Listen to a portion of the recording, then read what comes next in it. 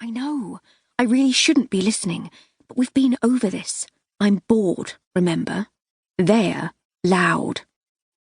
So then, the girls repeat what I have already gleaned from their earlier gossiping. This trip to London is their first solo visit to the capital, a gift from their parents to celebrate the end of GCSEs. They are booked into a budget hotel, have tickets for Les Miserables, and have never been this excited. You kidding me? You really never been to London on your own before? Carl, the boy band lookalike, is amazed. Can be a tricky place, you know, girls. London. You need to watch yourselves. Taxi, not tube, when you get out of the theatre. You hear me? I'm liking Carl now.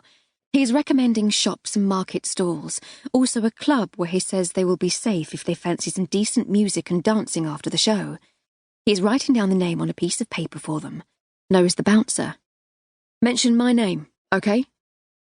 And then Anna, the taller of the two friends from Cornwall, is wondering about the black bags, and I am secretly delighted that she has asked, for I am curious also, smiling in anticipation of the teasing.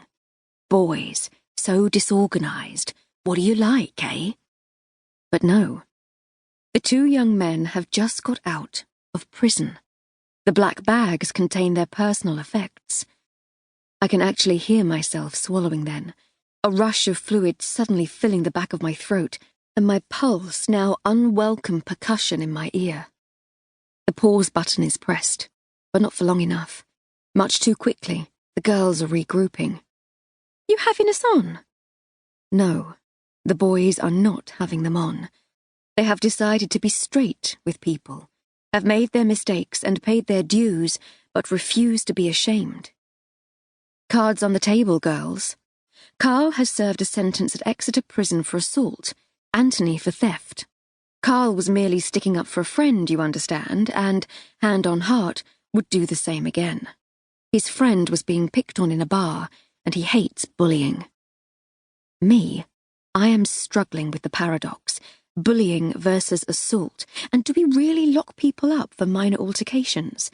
But the girls seem fascinated, and in their sweet and liberal naivety, are saying that loyalty is a good thing, and they had a bloke from prison who came into their school once and told them how he had completely turned his life around after serving time over drugs. Covered in tattoos he was. Covered. Wow. Jail. So, what was that really like? It is at this point I consider my role. Privately, I am picturing Anna's mother toasting her bottom by her Aga, worrying with her husband if their little girl will be all right, and he is telling her not to fuss so. They are growing up fast, sensible girls. They will be fine, love. And I am thinking that they are not fine at all.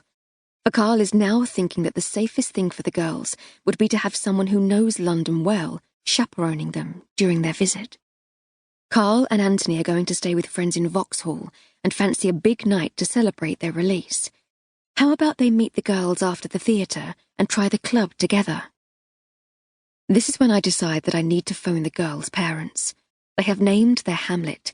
Anna lives on a farm. It's not rocket science. I can phone the post office or local pub. How many farms can there be? But now Anna isn't sure at all. No. They should probably have an early night so they can hit the shops tomorrow morning. They have this plan, see, to go to Liberty's first thing, because Sarah is determined to try on something by Stella McCartney and get a picture on her phone. Good girl, I am thinking. Sensible girl. Spare me the intervention, Anna. But there is a complication, for Sarah seems suddenly to have taken a shine to Anthony. There is a second trip to the buffet, and they swap seats on their return. Anna now sitting with Carl and Sarah with Anthony, who is telling her about his regrets at stuffing up his life. He only turned to crime out of desperation, he says, because he couldn't get a job, couldn't support his son. Son? It sweeps over me then. The shadow from the thatched canopy of my chocolate box life, me shrinking smaller and smaller into the shade as Anthony explains that he is fighting his ex for access, telling Sarah that there is no way he's going to have his son growing up not knowing his dad. Don't you think that would be just terrible, Sarah, for him to grow up not knowing his dad? Sarah is the one who is surprising me now. There's a catch in